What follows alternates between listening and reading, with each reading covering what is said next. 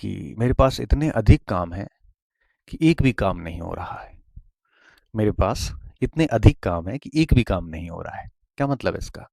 इसका मतलब ये है कि बस शेड्यूल कुछ है नहीं, टाइम टेबल कुछ है नहीं, बस सोच रहे हैं उस कामों पे, और सोचोगे तो काम होंगे कैसे, और हो कुछ नहीं रहा है बस।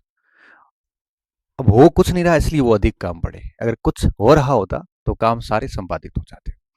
इसलिए कहते हैं ना कि शुरुआत बड़ी मुश्किल होती है, और एक बार अच्छे से शुरू कर लेते हैं तो फिर अपने आप चीज़ें धीरे धीरे सुलझती जाती हैं, रास्ते निकलते जाते हैं, काम होते जाते हैं, मोटिवेशन मिलता जाता है, अपने आप ही ऑटो सेल्फ मोटिवेशन जैसे कहते हैं मिलता जाता है। चीज़ें हल्की होनी शुरू होती है और अच्छा फील होना शुरू हो जाता है। कुछ नहीं करोगे, सुबह शाम पड़े रहोगे, कोई शेड्यूल नहीं है तो काम होता नहीं है। काम बढ़ता जाता है कि हो नहीं रहा है इसलिए काम बढ़ रहा है। दिमाग के ऊपर भार बढ़ता जाता है, कॉन्फिडेंस डाउन हो जाता है, सेल्फ मोटिवेशन बिल्कुल नहीं रहता। फिर दूसरों से मोटिवेशन सुनने की आवश्यकता महसूस होती है जो कोई काम का होता नहीं ज़्यादा समय तक।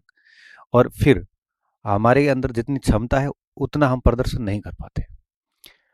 अब एक बच्चा ऐसा जिसका शेड्यूल बना हुआ है तो वो व्यवस्थित काम करेगा, ना तो काम का प्रेशर रहेगा उसके ऊपर, ना काम का उसके ऊपर बहुत सारा बोझ रहेगा, ना कोई पेंडिंग काम रहेगा।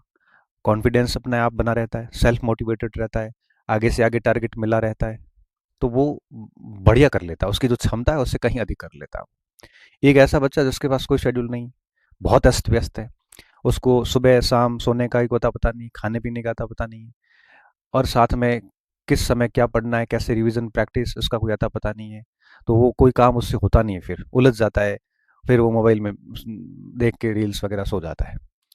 और फिर क्या होता है, काम का बोझ बढ़ता जाता है, बर्डन बढ़ता जाता है, मानसिक दबाव बढ़ता जाता है, मोटिवेशन डाउन हो जाता है, कॉन्फिडेंस डाउन हो जाता है, और फिर तनाव, अवसाद, ये सारी जो नई नई बीमारियां हैं वो उसको लगनी शुरू हो जाती है। इसलिए एक विद्यार्थी को सबसे पहले अपना एक बढ़िया शेड्यूल रखना चाहिए और उस शेड्यूल को स्ट्रिक्टली फॉलो करना चाहिए।